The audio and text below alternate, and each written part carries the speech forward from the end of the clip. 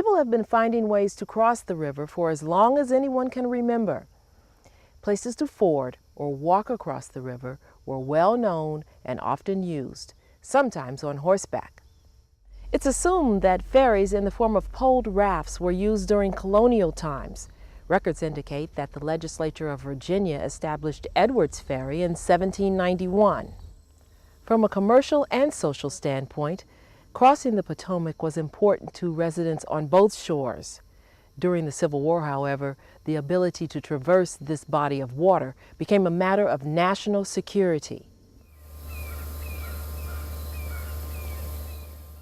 Charles Jacobs has spent more than 30 years researching and writing about Civil War activity in Montgomery County.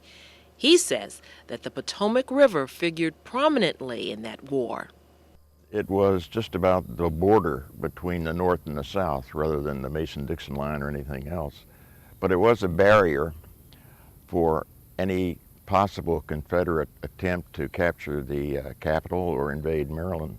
But it was there. It was something that both forces had to account for. The C&O Canal, which runs alongside the Potomac, was also at risk. Back then, small communities had developed around the locks, the remnants of which we still see today. There were grain warehouses, stores, and post offices. During the Civil War, commerce along the canal was very important to the Union Army. The Confederates made every attempt they could anytime they were in the area to either damage or destroy the canal.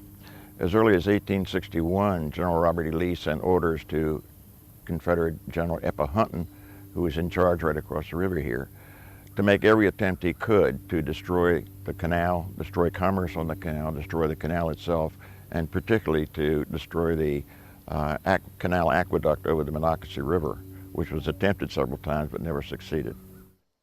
In order to protect the canal, as well as the Maryland border, Union troops camped throughout this area of western Montgomery County. Union forces wanted to camp all over, particularly Montgomery County, to prevent a lot of crossings of the Potomac by either Marylanders going into Virginia or Virginians coming into Maryland, or the possibility of Union troops of Confederate troops crossing the river to surround Washington, D.C., which would cut off the capital of the United States from the northern states. Despite the effort to protect this border, many significant troop crossings did occur. Throughout the war, there were many crossings within Montgomery County of the Potomac River, starting up around the Monocacy. The first ford down from there was White's Ford, not to be confused with White's Ferry of today. That had three major crossings by the Confederate Army. During the Antietam campaign, about 35,000 troops of General Robert E. Lee's Army of Northern Virginia crossed at White's Ford and proceeded up toward the Frederick area. 2 months later, after the Battle of Antietam, Jeb Stuart made his second ride around the Union Army and crossed back into Virginia at White's Ford. In 1864, Jubal Early, after his invasion of Maryland and his attempt to capture Washington, D.C., crossed back at White's Ford with about 10,000 troops. And he was followed several days later by the pursuing Union Army, who crossed about 10,000 troops there at that point. Further on down was White's Ferry, which is the name of today.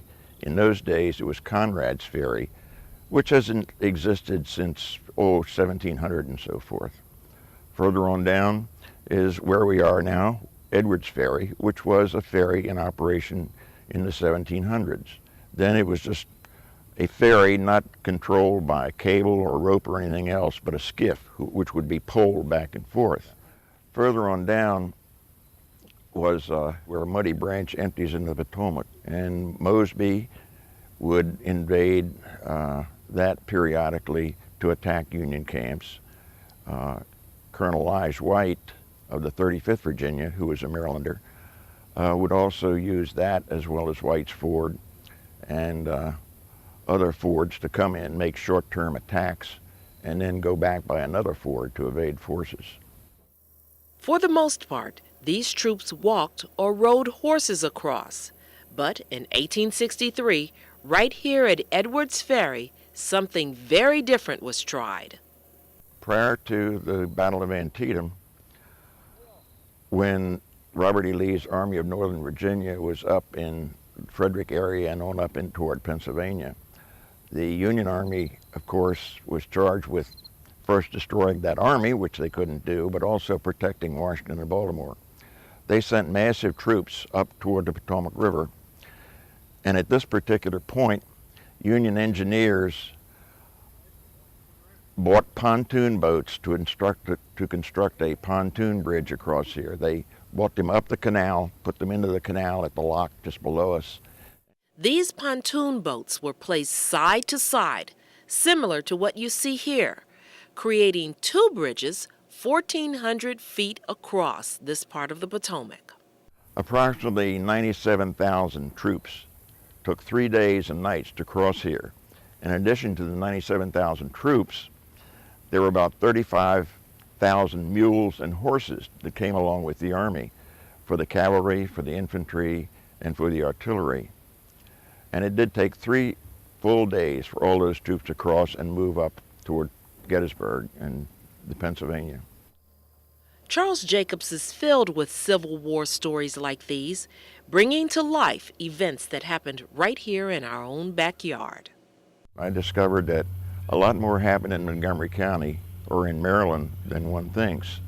Everybody knows about the Battle of Antietam, which was the big battle, but there was a lot more involved.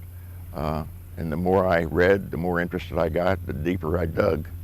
So it's just fascinating information for me to read and research on it. Author and historian Charles Jacobs passed away in 2008. For 4 decades, Mr. Jacobs and his wife Marion extensively researched Civil War activity in our area. Their work was presented in the 1996 book, Civil War Guide to Montgomery County.